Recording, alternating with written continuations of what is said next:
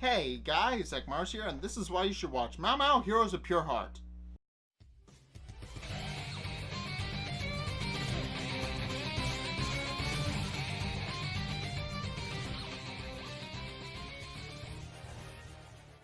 Okay, so why should this show be worth your time? Alright, well, I can understand why some people might not want to watch this show. After all, with the subtitle Heroes of Pure Heart, it really doesn't sound like that kind of show that would be, well, good.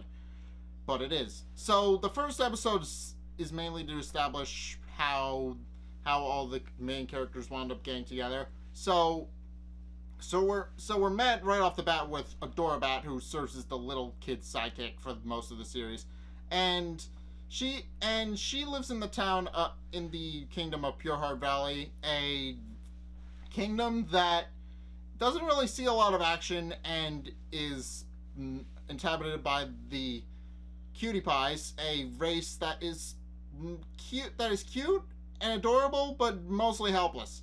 And it's kind of an anomaly that Adorabat will want to go out and find adventure. However, she does wind up getting her wish, because meanwhile, while she's waiting for something to actually happen, our titular protagonist Mao Mao and his partner Badgerclops are dealing with some sky pirates nearby who happen to be trying to steal the Ruby Pure Heart from atop of Pure Heart Valley's Kingdom Tower thing, and are in order to become legendary villains.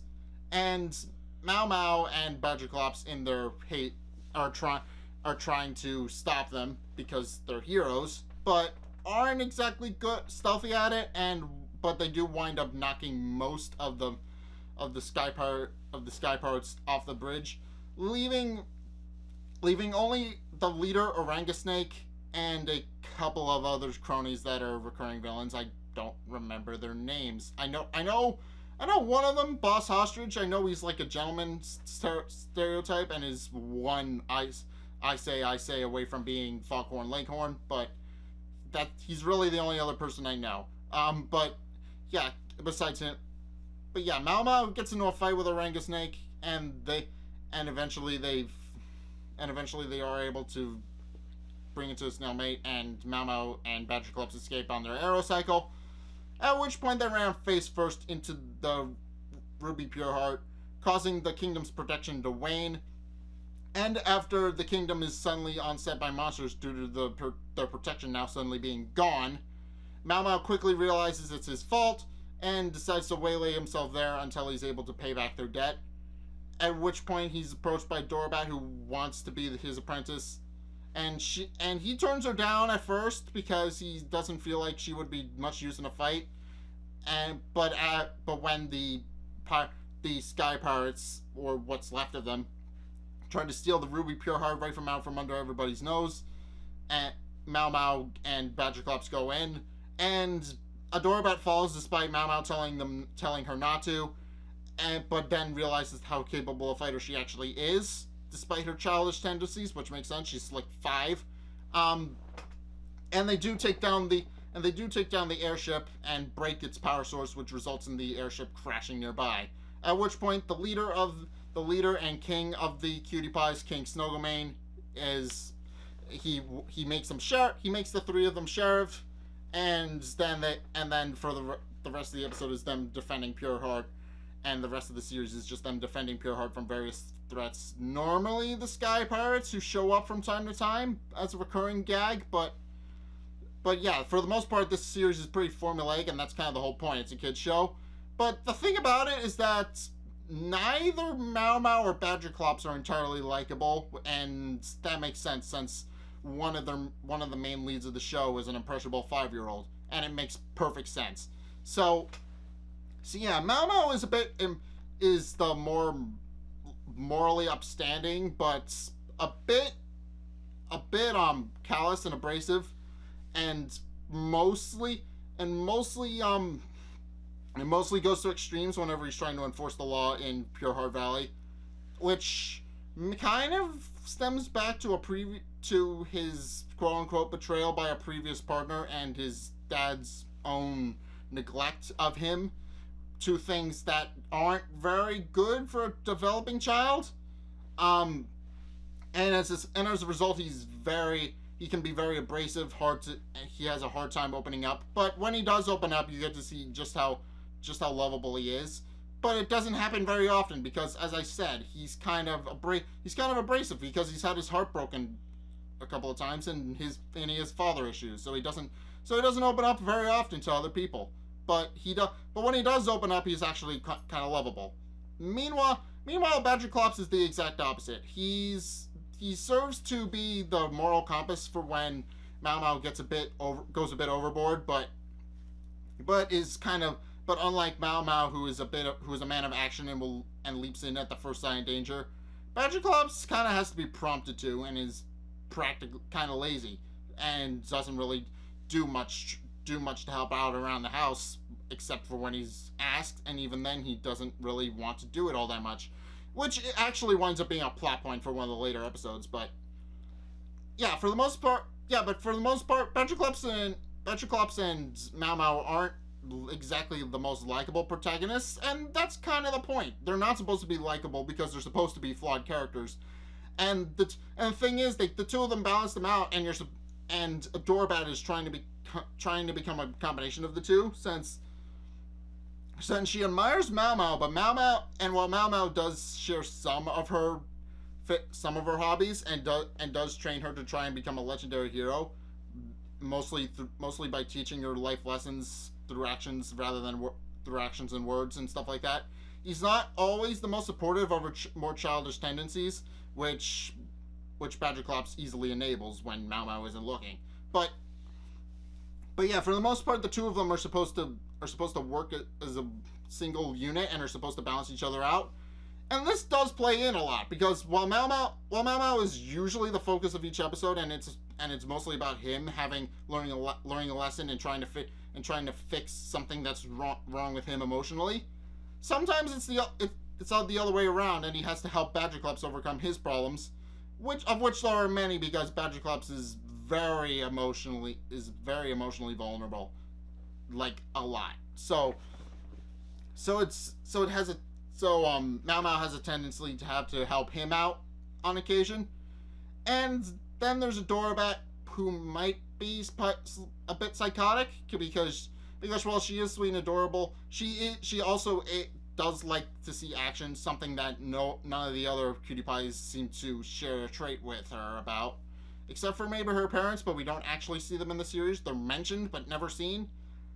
And she's also a bit psychotic because she does have a tendency to go to extremes like Mao Mao, and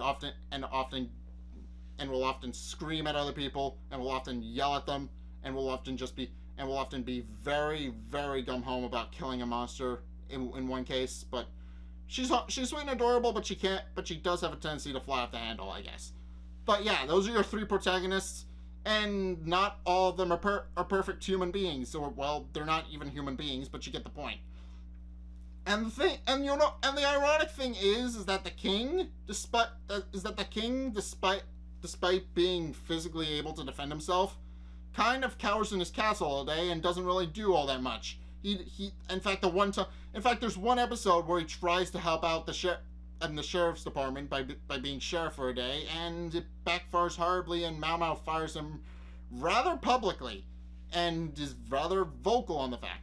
And it should be noted that Mao Mao, he's not the most emotionally stable. He has very high insecurity issues, again, probably because his dad neglected him by training his 5 sisters. But as the series progresses, he slowly works out his emotional issues, while also realizing that some of the things he does are wrong, but sometimes he's completely right. There's one episode where he's calling out people on an urban legend, and he accidentally winds up ruining all their fun.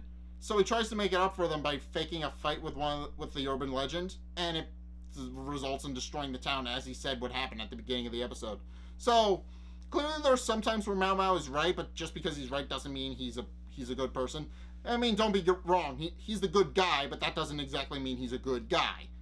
He's not exactly the best person, and the series makes several jokes at that. So, yeah, and and also there's some backstories for characters, and also the show isn't afraid to shy away from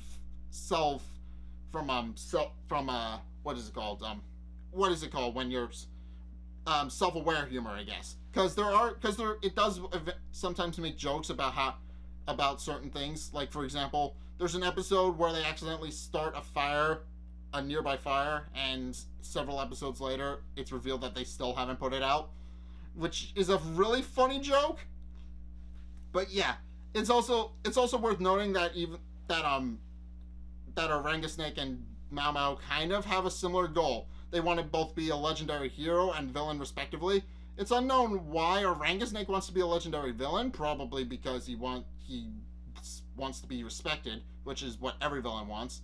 And Mao Mao, it's because he wants to live up to his family's reputation, because he comes from a long line of legendary heroes and wants to be able to live up to the expectations that they have set for him, which are pretty high, but he's working on that. He's working on becoming a legendary hero, and throughout the first 26 episodes now, I'm late, but actually, how late am I? I don't know. I'll look it up. Oh, well, all right then. All right. Well, anyway. Well, in any case, I'm late. So, yeah, this episode, all the episodes are on the Cartoon Network app. You can watch it for free there, provided you have your cable provider thing set up. You might need to ask your parents' permission for that if you're not old enough, or if you own your own house, then you don't need your parents' permission. Just plug in your cable provider and off you go. But yeah, new episodes come out every Saturday. So and reruns happen all the time, I think. But yeah, the series as a whole is supposed to be a formulaic kid show, and that's the whole point. There's not much in the way of a plot, but it does have a lot of emotional development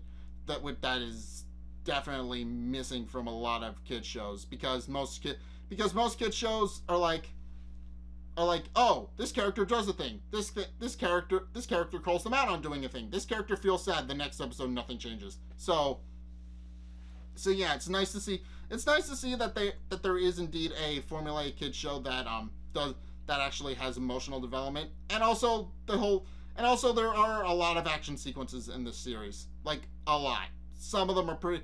Most of them are against monsters. Sometimes they fight the Sky Pirates, who again are recurring villains. But yeah, for the most part, the show is very simple, but I do enjoy it, and I hope you guys will at least give it a chance. But yeah, Mao Mao Heroes of Pure Heart is kind of a different type of kids show, and I hope it will grow in popularity if it hasn't already. But yeah, if you guys haven't for whatever reason checked out Mao Mao Heroes of Pure Heart, mostly because of the name, because let's be honest, the name is kind of ridiculous and doesn't really portray what it's supposed to be about. But yeah, if you haven't checked out Mao Mao Heroes of Pure Heart, then I would definitely check it out. It's on Cartoon Network. You can find it on the CN app, provided you put in your cable provider information. And yeah, it's a good show. I enjoy it. I hope you guys will consider checking it out after this episode, after this video, or whatever it's called. But anyway, yeah, check out Mao Mao Heroes of Pure Heart. It's an interesting show. I like it, and I think you guys will as well. But anyway, thank you guys so much for watching. If you enjoyed, be sure to like, comment, subscribe. Also, be sure to follow me on Facebook and on Twitter in the description below. And also, check out my Patreon description below as well. If you guys didn't enjoy the show, then that's the best way to support me. But anyway, thank you guys so much for watching, and until next time, I will see you guys in the next video. Peace!